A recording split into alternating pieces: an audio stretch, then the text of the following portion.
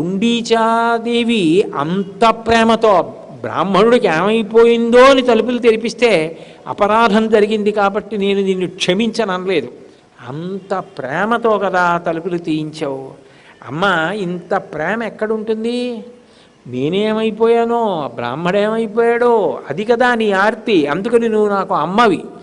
365 రోజులలో నేను కొన్ని రోజుల రథం ఎక్కి నా చెల్లెలితో నా అన్నగారితో కలిసి నీ దగ్గరికి వచ్చి నీ దగ్గర ఉండిపోతాను అని ఇప్పటికీ కూడా. అందుకే జగన్నాథ రథయాత్ర అంటే ప్రపంచంలోనే ఒక గొప్ప రథయాత్ర. ప్రేమైకమూర్తిగా నిలబడిపోయి అంత దూరంలో ఉన్న గుండీచా మందిరానికి రథాలలో వెళ్ళి అమ్మ దగ్గర ఉంటాడు కొన్నాళ్ళు, ముండి వెనక్కి వస్తాడు. అంటే ఇక అంత ప్రేమైకమూర్తి ఎక్కడ ఉంటాడు? అటువంటి భగవంతుని తేజస్సు పూర్తిగా చెక్కబడని మూర్తులలోకి ప్రవేశించింది. ఎంత ఆశ్చర్యం అసలు! జగన్నాథస్వామి, నువ్వు ఇంత కరుణామూర్తివే.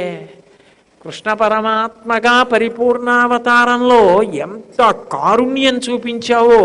కామోత్కంఠత గోపికల్ భయమునన్ కంసుండు వైరక్రియా సామాగ్రించుపాల ముఖ్య నృపతుల్ సంబంధులై వృష్ణులున్ ప్రేమన్ మీరలు భక్తి మేము ఇది చక్రింగంటి మెట్లైనను ధామ ధ్యాన గరిష్ఠులైన హరిచంద్రన్ వచ్చు ధత్రీశ్వర అంటాడు నారదుడు ధర్మరాజు గారితో మాట్లాడుతూ.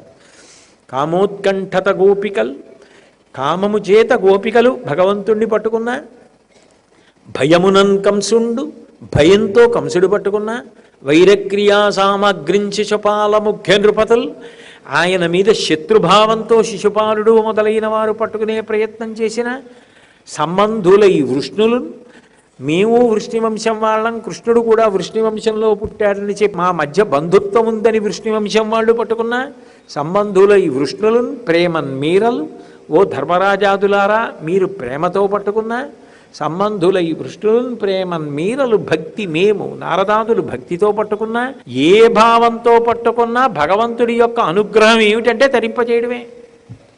అదే లక్షణం జగన్నాథస్వామి యందు కూడా ప్రకాశిస్తూ ఉంటుంది. అందుకే ఎక్కడికి వచ్చాడు అంటే సముద్ర తీరానికి వచ్చాడు. సంసార సాగరం నుంచి నేను ఉద్ధరిస్తానని చెప్పడానికి. అందుకే మహాంబోధే తీరే అని మొదలుపెట్టారు శ్లోకం శంకరాచార్యుల వారు.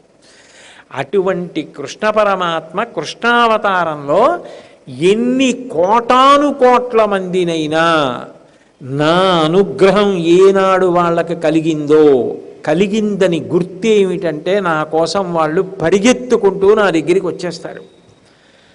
ఆయన దర్శనం చేయడం కన్నా మాకేం కావాలని అన్నీ విడిచిపెట్టి పరిగెత్తుకు రావడమే రాసలీల యొక్క ప్రారంభ ఘట్టం. జగన్నాథుడి అనుగ్రహం కలిగిందని గుర్తేమిటంటే జగన్నాథ దర్శనం కోసం పరిగెడతాడు.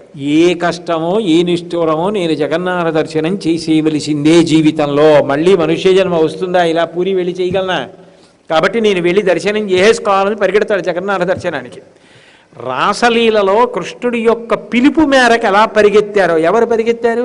అందరూ పరిగెత్తారా? గోపికలు పరిగెత్తారు. గోపికలు గత జన్మలో మునులు కాబట్టి. అట్లా ఎవరో నా గురించి విని నా పిలుపు అందుకున్న వాళ్ళు ఉంటారు, వాళ్ళు నా కోసం పరిగెడతారు. వాళ్ళు నా దగ్గరికి వస్తారు, వాళ్ళు నన్ను చూస్తారు, నేను వాళ్ళని చూస్తాను. ఆ దర్శనం చాలు ఆ జన్మకి, ఆ అదృష్టం.